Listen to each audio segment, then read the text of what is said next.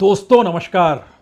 जो तस्वीर उभर कर आई उसने शायद सबसे भयानक और सबसे दर्दनाक हादसे को आंखों के सामने रख दिया।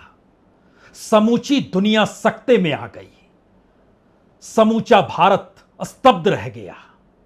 एक ऐसा दर्दनाक हादसा जो आधुनिकतम तकनीक से लैस हवाई जहाज के क्रैश होने के बाद उभर कर आया और सिर्फ 120 सेकंड का वक्त लगा।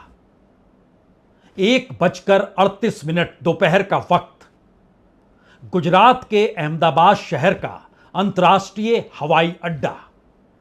वहां से इंडियन एयरलाइंस का ड्रीमलाइनर 787B, जो सबसे ज्यादा आधुनिकतम तकनीक से लैस हवाई जहाज है, उसने उड़ान भरी और सिर्फ 2 मिनट के भीतर वो जहाज क्रैश कर गया। एयरपोर्ट की दीवार खत्म भी नहीं हुई कि उसने लड़खड़ाना शुरू किया और एयरपोर्ट ने अंतर्राष्ट्रीय शब्दों में कहें तो उसने 3 बार मे डे बोला। मे डे यानी एक ऐसी इमरजेंसी जो पायलट के हाथ से अब संभल नहीं पाएगी। 3 बार मेडे बोलने का मतलब बहुत साफ होता है, जहाज संकट में है।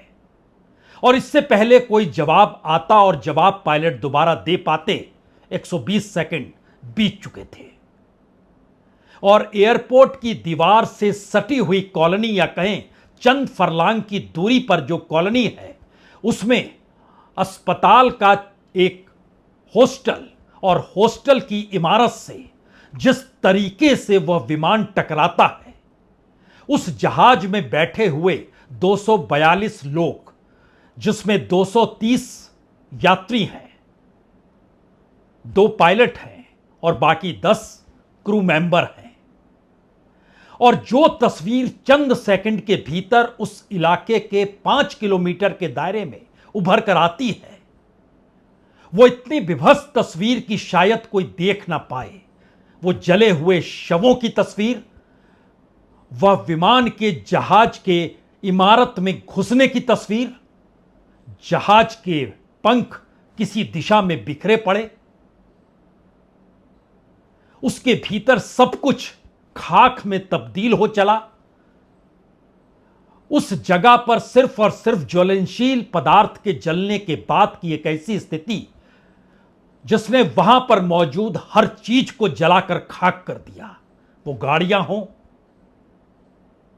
वो घर का सामान हो, सब कुछ एक झटके में समाप्त हो गया। और इस तस्वीर की असल तस्वीर क्या हो सकती है, यह तो आने वाले वक्त में उस आधुनिकतम तकनीक के आश्रय जो ड्रीमलाइनर विमान को बनाया गया और जो ब्लैक बॉक्स में कैद होगा, वह तो उभर कर बाद में आएगा। लेकिन दुनिया के सबसे भयानक और सबसे दर्दनाक हादसों में से एक यह विमान हादसा। और जिस इमारत में वो गिरा, वहां पर ट्रेनी डॉक्टर की मौजूदगी थी, जिसे इंटर्न डॉक्टर कहते हैं। दोपहर का वक्त, वहां पर कितनी बड़ी तादाद में डॉक्टर्स मौजूद थे, यह संख्या अलग अलग 30, 40, 50 कुछ भी हो सकती है। लेकिन इस पूरे सफर को जरा समझने की कोशिश इसलिए कीजिए क्योंकि बकायदा जो जानकारी chief of director of civil aviation की तरफ से भी दी गई, उसमें कहा गया कि B787 ड्रीमलाइनर एयरक्राफ्ट जो लंदन के गैटविक एयरपोर्ट के लिए अहमदाबाद के अंतर्राष्ट्रीय हवाई अड्डे से उड़ान भरता है, वह एक रिहायशी इलाके में दुर्घटनाग्रस्त हो गया है। और सिर्फ 2 मिनट का वक्त लगा और विमान में 230 यात्री, जिसमें 2 नवजात शिशु, 10 क्रू मेंबर थे। और उसमें चूंकि लंदन की उड़ान थी तो उसमें 53 यानी 53 ब्रिटिश नागरिक भी थे, 1 कनाडाई थे, 7 डच नागरिक थे और विमान में 169 भारतीयों की मौजूदगी थी। उड़ान भरने के बाद की एक तस्वीर निकल कर आई। वो विमान कैसे आसमान पर जाने के बदले धीरे धीरे नीचे आ रहा है और उसके बाद आग का एक गोला नजर आता है। आसमान में धुआं छा जाता है। सब कुछ शहर के भीतर और सघन इलाके में यह पूरी तस्वीर उभर कर सामने आ गई।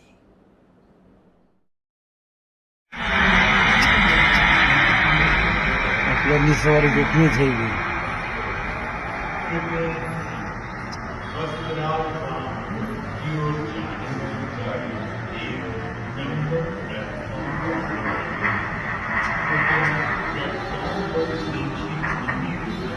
पूरे गए।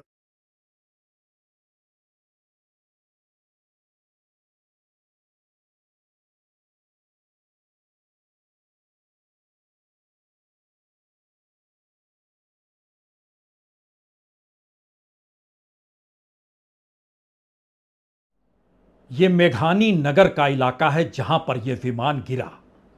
बापू नगर से चंद फरलांग की दूरी पर है।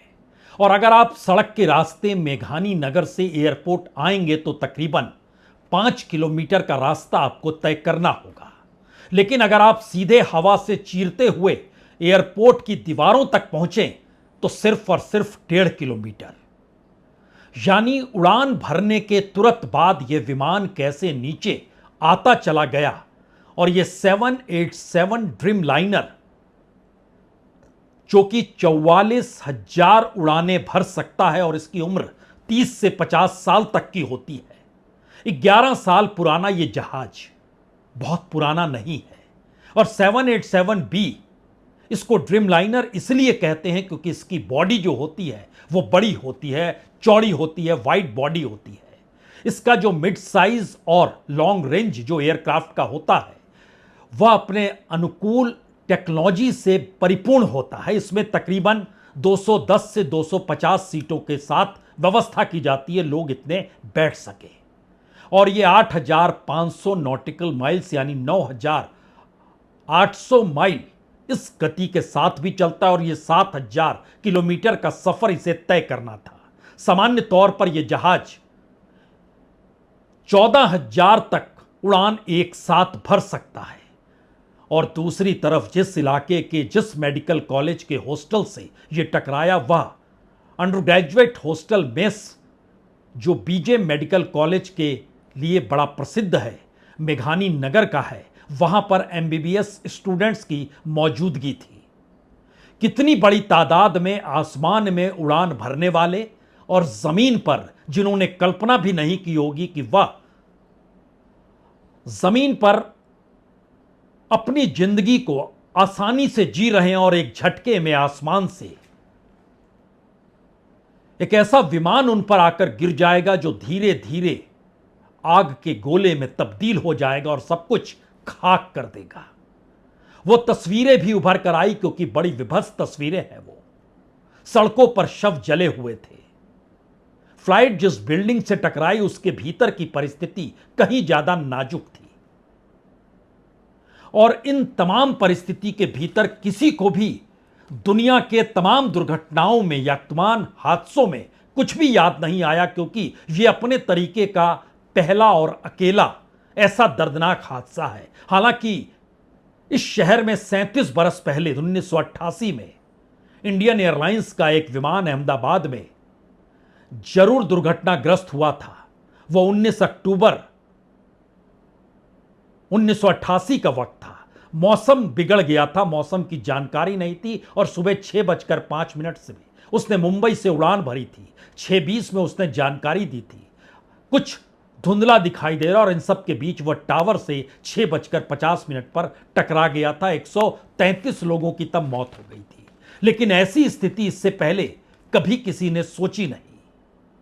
और चूंकि इस जहाज के भीतर दुनिया के अलग अलग देश, कनाडा, पुर्तगाल, ब्रिटिश, ये तमाम नागरिकों की मौजूदगी थी और इसको चलाने वाले जो कैप्टन थे वह भी अनुभवी कैप्टन सुमित सबरवाल जो एलटीसी यानी लाइन ट्रेनिंग कैप्टन के तौर पर जिनकी पहचान 8,200 किलोमीटर 8,200 घंटे उड़ान का अनुभव इनके साथ और इनके साथ जो फर्स्ट ऑफिसर क्लाइव कुंदर उन्होंने भी 1,100 घंटे की उड़ान का अनुभव उनके पास भी। कैबिन क्रू भी बहुत अनुभवी। अंतर्राष्ट्रीय यात्राओं के दौर में बेहतरीन कैबिन क्रू को रखा जाता है, लेकिन सब कुछ सिर्फ 120 सेकंड में कैसे एक दर्दनाक हादसे में तब्दील हो गया, यह सवाल इसलिए क्योंकि इसके मैन्युफैक्चरर, जो विमान के मैन्युफैक्चरिंग कंपनी है, वो बोइंग है। अमेरिका बेस्ड बोइंग अमेरिकी कंपनी है।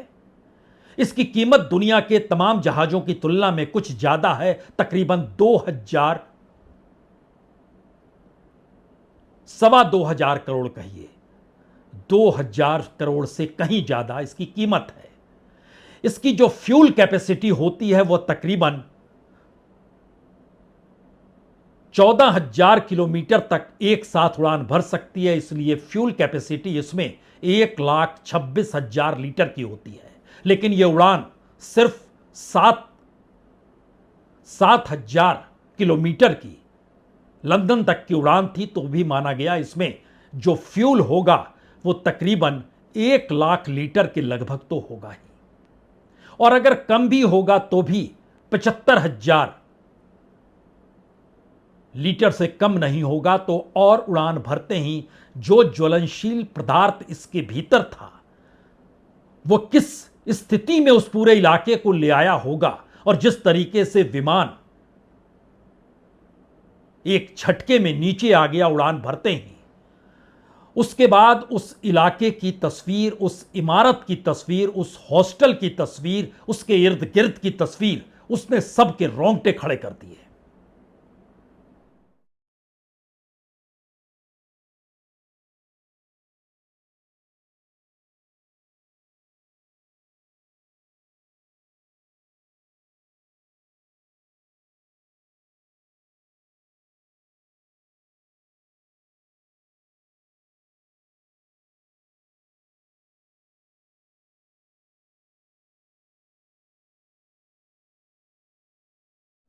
जहाज में 242 लोग थे, लेकिन जिस इमारत या कहें जिस हॉस्टल में यह जहाज दुर्घटनाग्रस्त हुआ, उसके भीतर कितने लोग थे और उसमें कितनों की मौत हो गई, अभी यह जानकारी नहीं आई है। लेकिन आसमान में उड़ते हुए जहाज को लेकर अंतर्राष्ट्रीय तौर पर बहुत सारे सवाल इस दौर में इसलिए खड़े हो गए क्योंकि एविएशन के क्षेत्र में लगातार टेक्नोलॉजी उसको और ज्यादा आधुनिकतम और सुरक्षित बनाती चली गई।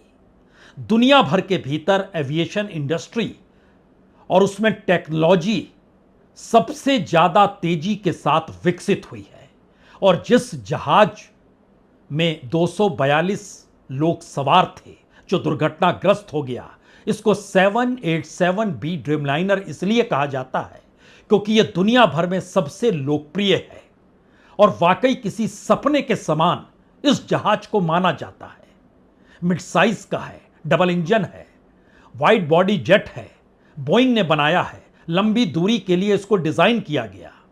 इसने इससे पहले 767 जो बोइंग होता था उसको रिप्लेस करके इसको लाया गया और 2009 में इसकी पहली उड़ान हुई। पहला विमान 2011 में, यानी जब से यह विमान बना कभी दुर्घटनाग्रस्त नहीं हुआ है। और 2011 में ऑल निपॉन एयरवेज को इसका पहली डिलीवरी हुई।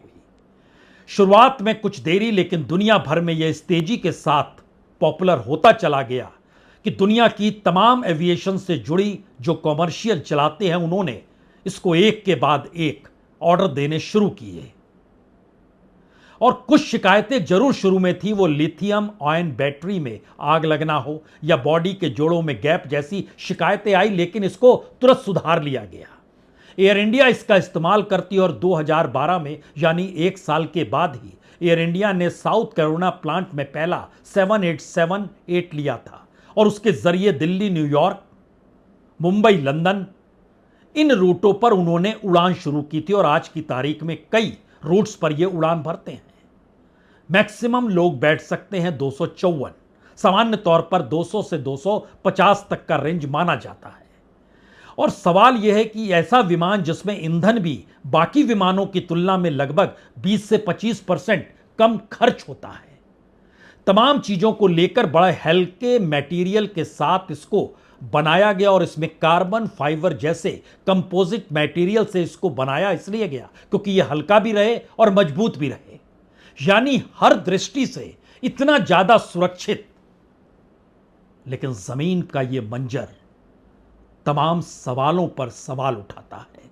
जवाब कब मिलेगा इंतजार करना होगा, लेकिन जमीन पर बिखरी हुई ये तस्वीरें, वह भी ड्रीमलाइनर की, अंदेशा भयानक है, दर्दनाक है।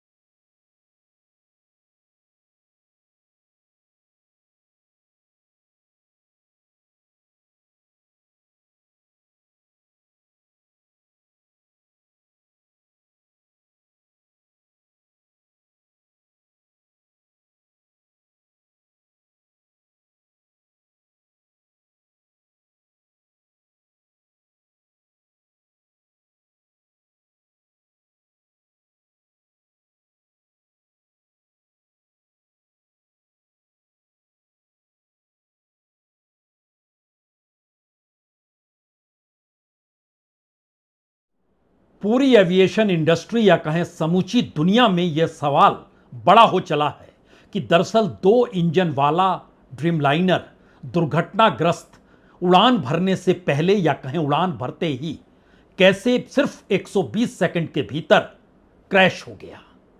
ऐसा होता नहीं है क्योंकि रोल्स रॉयस ट्रेंट 1000 या कहें जनरल इलेक्ट्रिक के ये 60% कम शोर करता है और इसकी अपनी ताकत दूसरे किसी भी जहाज की तुलना में ज्यादा मजबूत है और इसमें क्रूज स्पीड मैक भी 0.85 है।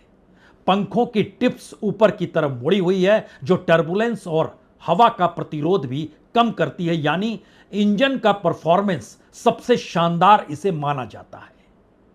दुनिया में बहुत सारे विमान दुर्घटनाग्रस्त जरूर हुए हैं।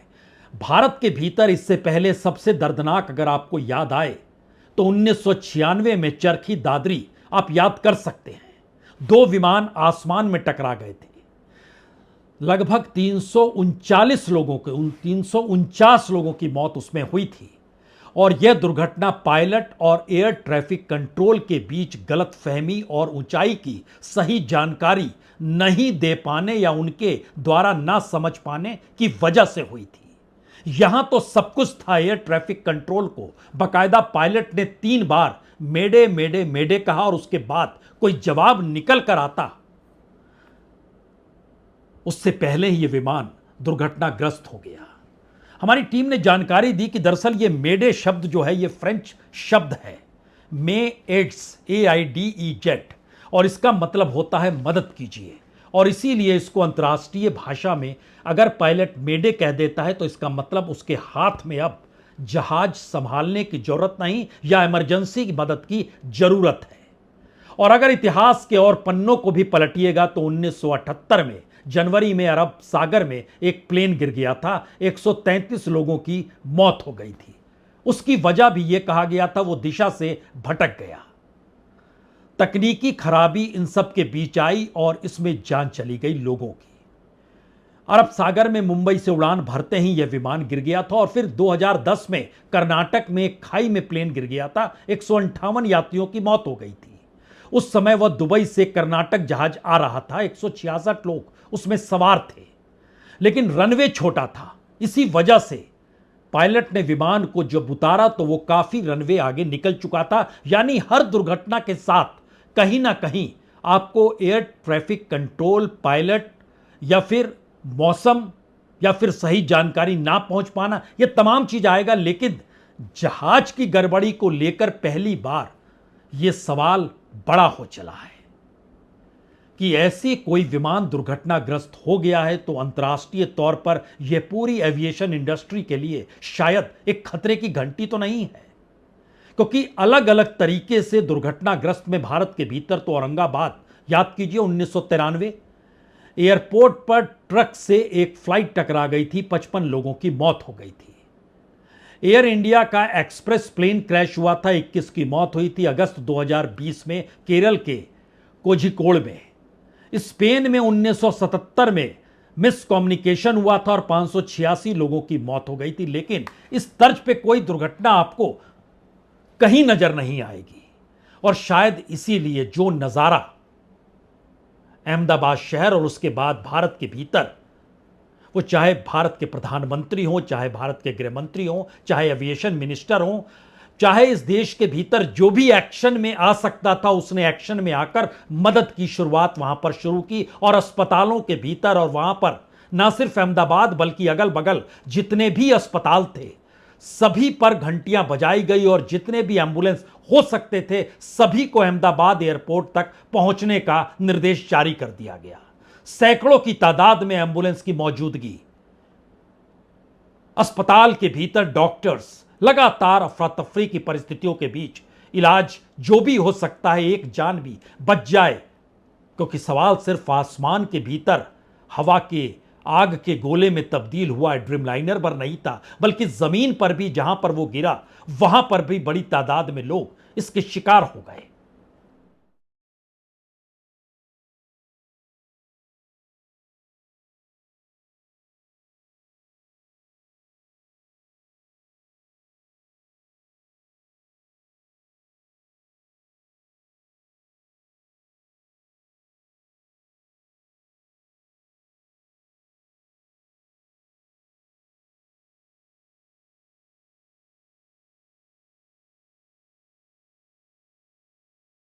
विशेषज्ञों की राय भी बहुत साफ है। जब तक ब्लैक बॉक्स नहीं मिलेगा, यानी पायलट आखिरी वक्त में जिन बातों का जिक्र करता है वो ब्लैक बॉक्स उसको रिकॉर्ड कर लेता है और उसके बाद अंदेशा लग पाता है कि दरअसल विमान में क्या गड़बड़ी थी, या फिर पायलट आखिरी वक्त में जो भी इंडिकेट टेक्नोलॉजी के आश्रय यानी बटन के आश्रय वो करता है वह भी रिकॉर्ड हो जाता है। क्योंकि सिर्फ 120 सेकंड के भीतर कोई जहाज, वह भी दुनिया के सबसे आधुनिकतम तकनीक से बना हुआ जहाज, अगर क्रैश हो गया तो सवाल यह है कि वो दो इंजन एक साथ कैसे ठप पड़ गए। सवाल यह है वो विमान आसमान की तरफ जाने के बदले जमीन पर क्यों गिरने लगा। सवाल यह है कि पूरी जांच एक उड़ान से ठीक पहले और खास तौर से अंतर्राष्ट्रीय विमानों में तो बाखूबी होती है, और यह सारी चीजें अगर ग्राउंड स्टाफ कर चुका था और उसके बाद उड़ान भरी और उड़ान भरने के सिर्फ 22 से 25 सेकंड के भीतर ही अगर मेडे की आवाज आ गई और उस आवाज का जवाब जब तक मिलता, पायलट के हाथ से बात निकल चुकी थी। यह सारी जांच तो होगी, लेकिन दुनिया के सामने अहमदाबाद में इस विमान हादसे ने आधुनिकतम तकनीक से लैस जहाज को लेकर बहुत सारे सवाल तो खड़े किए ही हैं, लेकिन दर्द की इंतहा उन परिवारों के बीच है जो लंदन जा रहे थे। उनके परिवारों के भीतर क्या कुछ होगा, हर किसी ने यह कल्पना की नहीं होगी कि इस तर्ज पे मौत सामने आ जाएगी। और इस सोच को कहीं ना कहीं समझने और विकसित करने की जरूरत है। हादसों को लेकर देश को अभ्यस्त होना नहीं चाहिए। वो हादसा कोई सा भी हो, वो रेलगाड़ी का हो, वो जहाज का हो, हर चीज को लेकर एक जिम्मेदारी और उन परिस्थितियों के साथ अनुशासन के साथ चलने की जरूरत है, क्योंकि यह हादसा आने वाले वक्त में कई ऐसी फाइलों को तैयार भी करेगा और उन फाइलों में दर्ज जो भी लिखा जाएगा वो शायद अपने आप में इसलिए महत्वपूर्ण होगा क्योंकि यह दौर टेक्नोलॉजी का है। जो आखिरी जानकारी और जिस इमारत से यह टकराई वहां पर 40 से 50 इंटर्न्स डॉक्टर मौजूद थे। 15 घायल हो गए जिनका इलाज अस्पताल में चल रहा है। बाकियों की जानकारी अभी तक नहीं दी गई। स्थिति भयावह है, दर्दनाक है, भयानक है। इसीलिए भारत में इस वक्त हर कोई स्तब्ध है। दुनिया वाकई सकते में है। आधुनिकतम तकनीक से लैस जहाज ऐसे दुर्घटनाग्रस्त या क्रैश होगा, कल्पना के वाकई परे है। बहुत बहुत शुक्रिया, बहुत बहुत शुक्रिया।